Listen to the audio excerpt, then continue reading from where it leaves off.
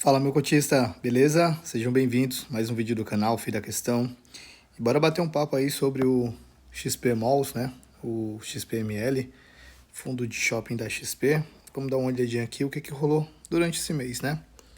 Informações gerais do fundo. Então, fundo aí de 2017, tem um PL aí de 6,6 bilhões, tem sua taxa de administração, tem taxa de performance. E a gente vem direto para a parte de comentários do gestor. Então, nesse mês, os principais indicadores do fundo tiveram uma performance positiva, né? E ele também fala que o fundo encerrou o mês de abril com um resultado acumulado não distribuído de aproximadamente 99 centavos. Na parte de distribuição dos rendimentos, ele está entregando aí 92 centavos por cota, já tem aí pelo menos um ano. Aqui a gente vem direto para a DRE dele. Então, nesse mês aí, quanto que ele gerou de receitas, quanto que veio de despesas, quanto que foi o resultado líquido e quanto que ele pagou. Então, a gente vê que tem um gap muito grande aqui, né? De um para o outro. Pagou 92 centavos, então vem retirando aí da reserva acumulada, né? Para manter esses 92 centavos. E no ano, a gente vê também a mesma coisa, né? Isso aqui é o que ele gerou, isso aqui é o que ele entregou. Então, assim, esse ano inteiro ele vem utilizando aí reservas para bancar esses 92 centavos. Aqui a gente vê o cronograma de desembolsos de recebimento do fundo. Então, assim, no mês passado eu fiz o acompanhamento mensal do XPML, relatório do mês passado, né? Fiquei um pouco revoltado com algumas coisas, continuo com essa mesma revolta, né? Mas o que eu penso é o seguinte: problema já tem, não adianta a gente problematizar mais, então tem que tentar resolver isso. Só que assim, tá difícil resolver isso daqui, viu? Tá bem difícil mesmo. A primeira coisa que eu bati o olho aqui foi o seguinte: no relatório do mês passado, esse caixa aqui era de 445 milhões e não de 425. Então, o que aconteceu com esses 20 milhões aí do caixa? Não tem nada aqui no relatório, ninguém trouxe nada. Então fica aquela questão, né?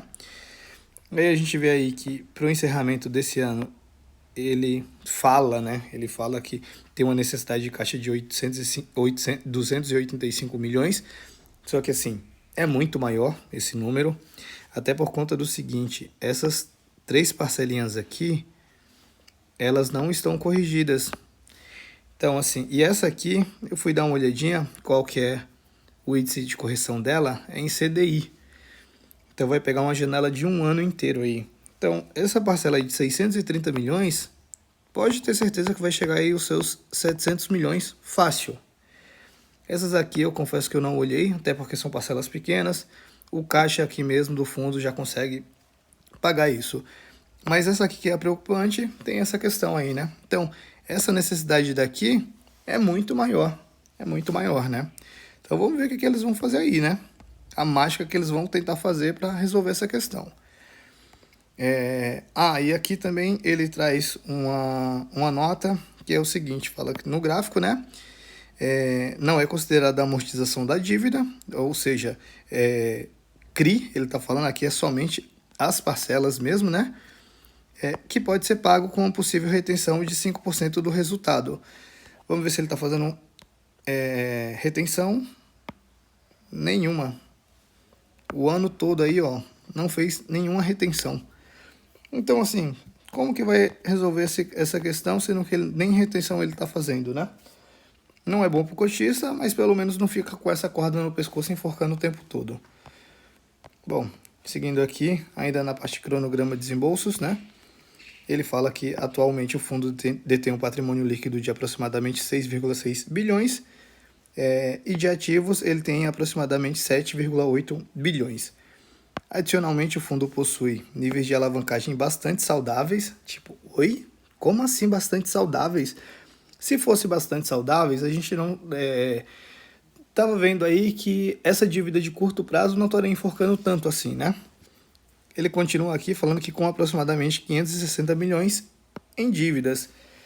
Ele continua levando em conta que dívida é somente CRI.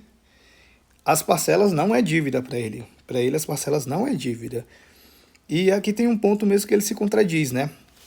Então a gente vai chegar nesse ponto um pouquinho mais na frente. Aqui ainda para a questão toda, eles falam que tem três opções possíveis para arrumar essa situação.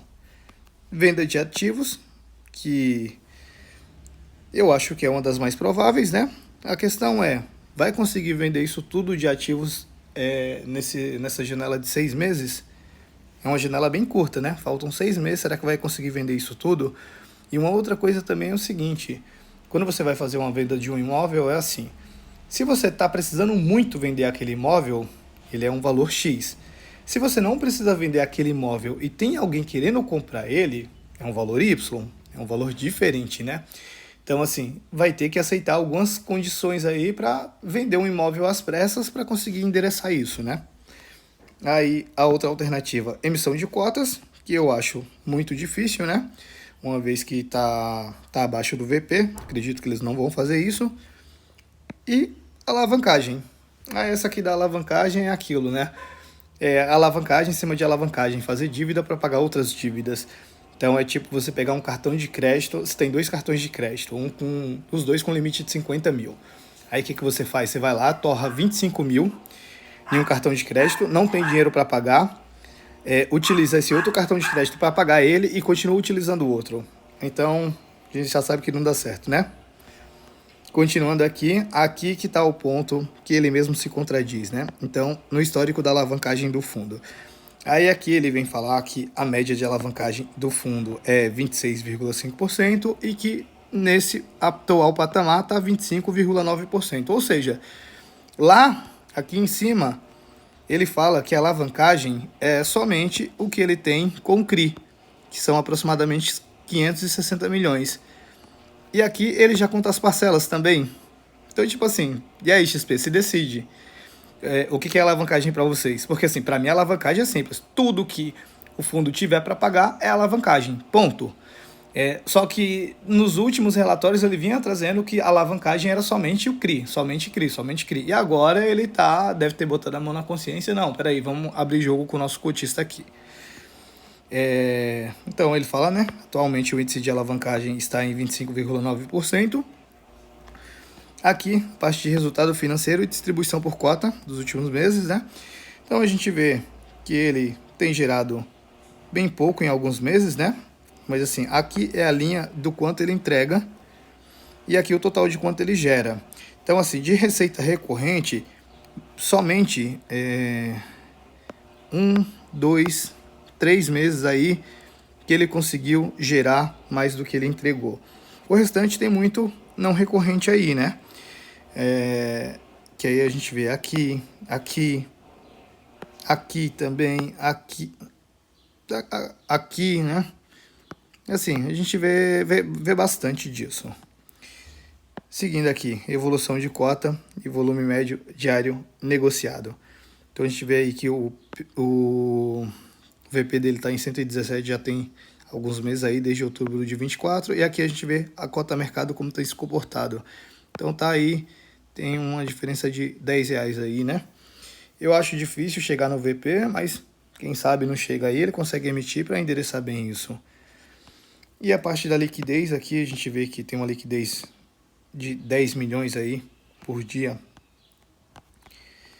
Aqui na parte de carteira de ativos, a gente vê os investimentos por classe de ativos, então 91% em imóveis, tem 1,2% em caixa, tem fundo imobiliário e tem CRI conversível. E aqui por classe ainda, só que em valores, né? Então, imóveis, CRI conversível, fundo imobiliário, caixa e a carteira. E aqui as obrigações que ele acredita que aqueles 500 e tantos milhões é somente isso aqui, né?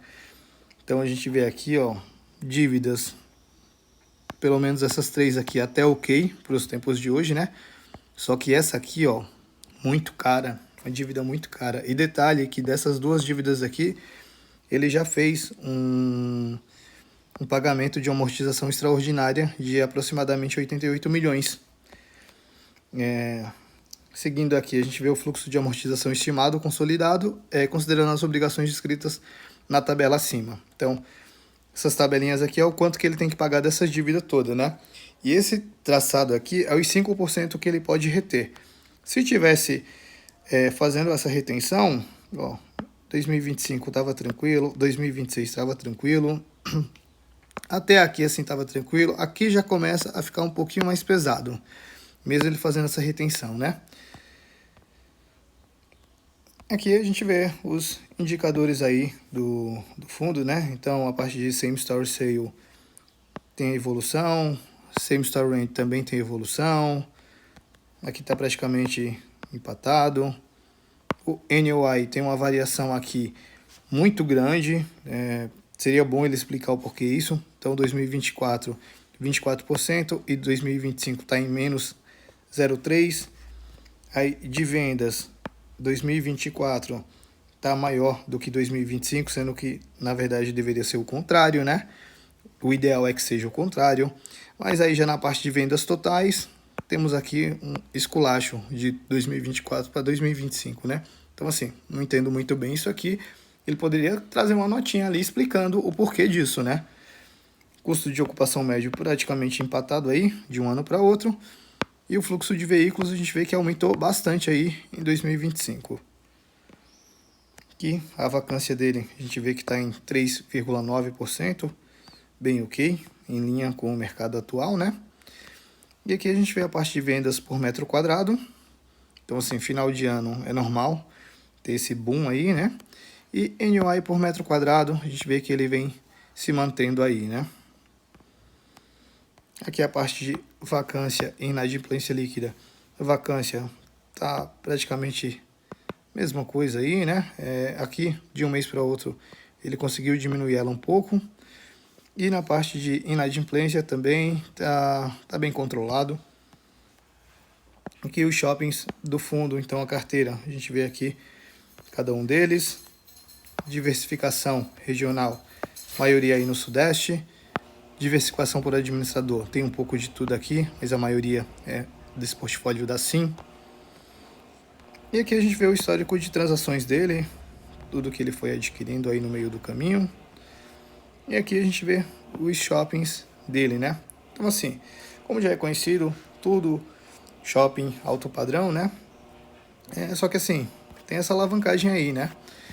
Então, mais um mês aí de XP. Ainda essa questão dessa necessidade de caixa muito grande, não vejo muitos movimentos aí da gestora, né? Não que precisa entregar tudo que está fazendo, até porque pode atrapalhar, mas pelo menos aparece alguém ali para dar alguma estimativa, para jogar a real para o cotista, para tentar deixar de fazer maquiagem aqui no relatório. Eu vejo que de um mês para outro pelo menos evoluiu um pouquinho mais. Mas é isso, é ficar de olho e acompanhando. E é isso, pessoal. Espero que vocês tenham gostado do vídeo. Se gostou, deixa o like. Se gostou mais ainda, se inscreve no canal para não perder nada. Ativa o sininho. E segue lá no Instagram também, @o Fi da Questão. E é isso, pessoal. Valeu, abraço!